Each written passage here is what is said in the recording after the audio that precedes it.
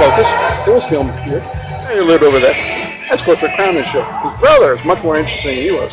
He brought America's first drunken elephant to America. Clifford, he just circled around the world. This property behind me is where Henry Clay met all the devious politicians in Salem. See, originally, a man who owned this property on a roadwalk named Joseph Vincent. They said he was so boisterous that when he coughed, you could hear him on the other side of the park. Well, he wrote a letter to Henry Clay asking, is hemp better than making rope than Sicily and Jute? So Henry Clay came here, and he will meet John Quincy Adams, Daniel Webster, and Stephen White. And the three of them would actually get up into a couple of murders, some presidents even. Now the two mansions behind me, two brick ones. Here's the one, and here's the other one. Look at them again. Two in a row, big brick mansions. Why they built them next to each other? Well, you have to hide the purchase of bricks. And to do so, you need to build two big giant brick mansions next to each other so the best mason in town can't say where all the extra bricks are going. Here we are, we're in Salem Commons again, and we're looking into one of the tunnels that they have. This is a crossroads with 4 different directions. It's filled in at this point, so only small kids can crawl through and get into the tunnels, which are about 7.5 feet tall and 3 feet wide. They look like a modern hallway.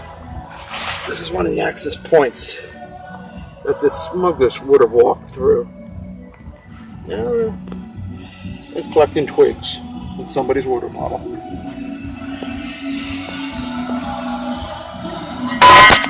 It's a little racket, but there is the opening. Behind me there is Nathaniel Silsby's mansion, one of the many mansions in 1811 that was purchased from bribes by Baring Brothers Bank. Baring Brothers had 2 people from the Salem-Boston area who ran the company along with the family Barings. These 2 cousins were related to Thomas Perkins, the man who started a current opiate problem. Now, he was a big China tradesman. The secret word for that is, opium dealer. People in Salem and other places in the country used to paint their houses white and black, especially their chimneys white with a black stripe at the top. This meant that they were a supporter of the British during the Revolutionary War. They were Tories. Guess what? This house was built after the Revolutionary War. Salem in Connecticut had a strange history of the British that still continues to modern day. I'm on a tour and you find out all the fishy news that these 2 places that got up there. That boulder over my shoulder there, why is it there? Because too many kids got into that point and started playing under this road behind me through the tunnels. So what do you do to keep kids from playing in the tunnels? You drop a big boulder on top so they can't get in. Hey, down there, just another way to get into the tunnels. Too bad now it's filled up with leaves and a lot of water. Well, my friend's mom used to get down there and play underneath the road. So that big boulder didn't really stop everywhere. There's more than one way to get into the tunnels. It's where the Parker Bros' grandfather lived. The grandfather was one of the smugglers in town. Well, that's how you start a game company. Even after your father could go broke, your grandfather could have money to get you going. Now, see, the thing about their grandfather was that he was a cousin of the High Justice in Massachusetts who was going to hear a murder case. And this murder case is actually the case that the game Clue is based on. The George Parker, when he was in his elder years, started going a little Alzheimer's. What do you do when you get Alzheimer's? You go back to your childhood. Well, he started thinking about the local murder that he remembered hearing about that was connected to his family, because that Judge Parker, he dies the night before he can actually hear the case. Behind me is the house of Stephen White, which Andrew Jackson visited in 1833 during his pet years. Originally, Jackson came to town to show support to a ship captain who had a ship raided in Sumatra. Stole some pepper from him. So Jackson sent a gunboat and blew up the city and then went on the beach. And then he came to Stephen White's house. Now, Stephen White really didn't like him that much because after he got away with killing his uncle for a mercy killing and inheriting shares in the second bank in the United States and blaming it on other people in town so his uncle he knocked off could get revenge on those people he thought did him wrong. Jackson comes here and argues about where his funds would go that he received from the Second Bank of the United States. See, now the problem with the bank, along with the first one, was we fought 2 wars, created 2 national banks, which gave the money to the people we just defeated in the war. 70% went to British subjects after the Revolutionary War and the War of 1812. No wonder Jackson wanted to get rid of the bank. So after he left his house and after having an argument with Stephen White, he continues his tour of New England but cannot finish. He gets to New Hampshire and suffers a little bug in his stomach. Salmonella. Back then it was called typhoid. So he had to go back from New Hampshire, cut his tour short, and go back to Washington, feeling a little sick with the runs. Also, James Knox Polk, who was defending his ideas inside this Senate, he was Speaker of the House, would also suffer typhoid poisoning and survive. They would go on and then murder off William Harrison. He lives a month in office and dies of, guess what? Typhoid. After that, Stephen White mysteriously dies a couple months after Harrison does. The president he gets elected who didn't want to make the Third National Bank, or what we call the Federal Reserve today, he dies as well from an accidental poisoning. Well, Daniel Webster, who was in Stephen White's pocket, along with Joseph Story, both being directors in the Second Bank of the United States, would work with a guy named Henry Clay. The 3 of them would go on and also murder 2 more presidents.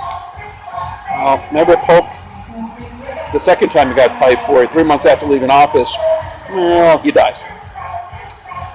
Only a couple months before the second ever elected president and last president ever elected of the Whig Party, Zachary Taylor. Yeah, he died of typhoid too. Right after he's at the groundbreaking of the laying the first stone of the Washington Memorial. Yeah, he lived 15 months more in office than Harrison did. All to make the Federal Reserve, which Daniel Webster and Henry Clay didn't see in their lifetime, but that would be left up for another man from Salem, George Peabody's bank, which is called J.P. Morgan now. They would make it in 1923. And he was also built in 1811 by Joseph Story. Smuggler. He's a guy who actually interpreted the Constitution how we still follow it today. He also received bribes from Baring Brothers through the nephews of Thomas Perkins in 1811 as well. He goes on and becomes a director of the Second Bank of the United States in Philadelphia and Boston. See, the Second Bank of the United States, along with the First National Bank, both will lose its charter because it gave 70% of our treasury to the British right after the Revolutionary War and the War of 1812. So who really won those wars? Usually the guy who gets the money. So, good guy or not? Also, his brother-in-law is the man who really did the murder the game Clue is based on. Correct me stuff in Salem. Over my shoulder is the statue of the town father, Roger Coney. See, I was dating someone related to the family, and she taught me the family secret is, what does it look like his hand's doing on the other side of his body? Well, yeah, the little secret is, do not rush artists. They'll put little Easter eggs into things, and they'll leave you with a bunch of surprises afterwards. Yeah, even that steeple standing up straight, too. Here's a spooky house. So there's an H.P. Lovecraft thing on the doorstep. A very convoluted story. Just gotta read it for yourself. It's too aggravating to describe, really. Well, for an added bonus, this house in front of us is the home where Captain Joseph White was murdered. This murder inspired Parker Brothers to change a game called Cluedo and purchase the American rights and rename it Clue. And they would put in the local murder mystery into their game. Also, the rooms in this house are said to reflect the rooms on the board and the tunnels coming out of this home It's reflected in the secret passageways inside the game. Now, this murder in Salem, they didn't try the right culprits. The person who got away with it, Stephen White, who the first two blackmail letters ascribed to the person who paid for the Mr. Palmer to commit the murder and then do the final blows with a knife. He goes on and he plans the election and then the assassination of President William Harrison. For further information on that, look up the books Sub Rosa and Salem's Secret Underground. Also, things about the game. All the rope that's in the tokens for all the people who were hung falsely for this murder. The Scottish dagger is from the weapon that did the most strikes to Mr. Body, Mr. White. Mrs. White is the only character between England and America, between Clue and Cluedo, who has the same name. Also, she's the only married woman in the game, because if she had survived and given Mr. White a child, he wouldn't have had to seek revenge against business partners who did have heirs and whose children would be implicated in his own murder he staged through his nephew. Also, the Parker brothers got interested into this murder because their grand uncle was Chief Justice of Massachusetts, and would hear this case, who died the night before the trial. So they had some personal connections, plus their toy store was right across the street on the property where the Hawthorne Hotel is. Interesting house. Hawthorne Hotel. Built by Frank Poor, who was the founder of Sylvania Light Bulbs. It's mistress actually haunting me in this old house. But besides that, Salem had a bunch of different inventions actually created here. In fact, if you go to Smithsonian, about half the electricity room that is there, mostly built in Salem. So we had Tesla hang out here and build a power plant. Tesla actually hung out with John Hammond a couple towns north in Gloucester and gave John Hammond some inventions he didn't want to pursue that made him his fortune. Unfortunately, his father screws him over and actually creates a whole bunch of electrical wires. Utility companies, remember Tesla trying to give everyone free electricity? Well, John Hammond Sr. actually decides to make you pay for it all. Now, Tesla met the Hammonds through Mark Twain because John Hammond Sr. was involved in a revolutionary attempt in South Africa that didn't go well with Cecil Rhodes, the guy who started apartheid. Yep. Mark Twain's the guy who made sure that Cecil Rhodes of the Rhodes Scholarship and John Hammond Sr. didn't get lynched. But also Tesla knew Mark Twain from Manhattan. So Mark Twain were connected to inventors together. We also had Charles Grafton Page from Salem. He was a guy who made an electromagnet in the 1800s that could lift 1,000 pounds, and that mysteriously burns in Smithsonian. During the Civil War, his workshop also mysteriously burns.